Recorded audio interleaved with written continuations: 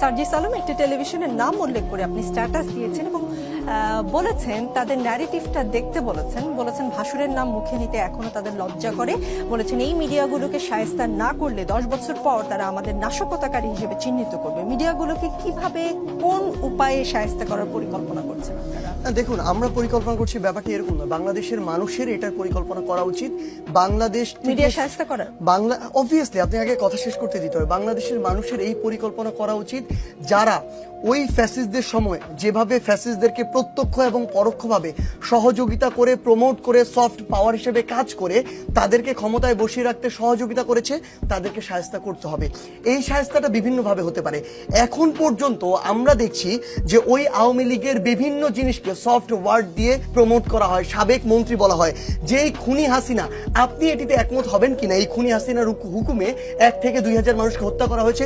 যদি হয় তাহলে তাকে আমার খুনি বলতে সমস্যা কোথায়? এটি কখনো বলা হয় না, বলা হয় সাবেক প্রধানমন্ত্রী শেখ হাসিনা কিংবা শেখ হাসিনা। আমাদের জায়গাটি খুব স্পষ্ট। যে মিডিয়া আজকে আমরা এখানে যে মিডিয়া রয়েছি, এই মিডিয়াকে অভ্যুত্থানের সময় মানুষ মাথায় তুলে নেচেছে। বাংলাদেশের মানুষ এই রেসপেক্টটুকু দিতে জানে। আমরা আমাদের জায়গা থেকে এটিও বলছি, যেই মিডিয়ার মতো কাজ করবে না, তার প্রফেশনালিজম শো করবে না, যে মিডিয়া ক্ষমতার দিকে ছুটবে সফট পাওয়ার হিসাবে স্বৈরাচারকে প্রমোট করার, কিংবা যারা ধীরে ধীরে আসলে স্বৈরাচার হয়ে উঠতে চায় তাদেরকে প্রমোট করার চেষ্টা করবে, তাদের সাথে সংশ্লিষ্ট কোনো একজন ব্যক্তি হতে পারে, কোনো একটি প্রতিষ্ঠান হতে পারে, কোনো একটি হাউস হতে পারে, তাদেরকে শায়েস্তা করতে হবে এবং আইনগতভাবেই করতে হবে।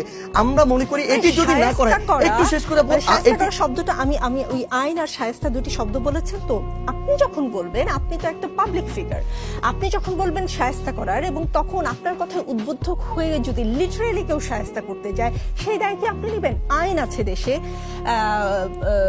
গণমাধ্যম কমিশন আছে, সেখানে না গিয়ে আপনি বলে দিলেন শায়েস্তা করার কথা। না, অবশ্যই দেখুন, যখন আমার চোখের সামনে এরকম জিনিস একটার পর একটা হতে থাকবে, আমি যখন কিছু প্রতিবাদ করব না, এই কথাটি কিন্তু আজকে থেকে 5 মাস আগে বলেনি অভ্যুত্থান পরবর্তী সময়ে, কিন্তু ধীরে ধীরে বলা শুরু করেছে। যেই অভ্যাসটি আজকে থেকে 6 মাস আগে তাদের ছিল।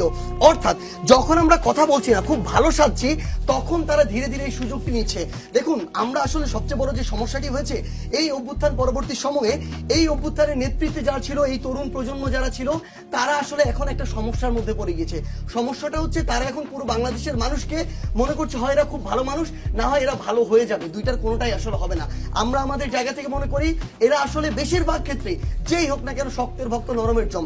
এই জন্য আপনাকে কিছু কিছু ক্ষেত্রে শক্ত হতে হবে, যদি না হন অনেকে আবার মাথা চাড়া দিয়ে উঠবে।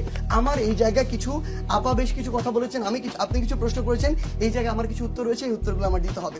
দেখুন, এরকম একটি কথা এসেছে সবার পক্ষ থেকে যে এই যে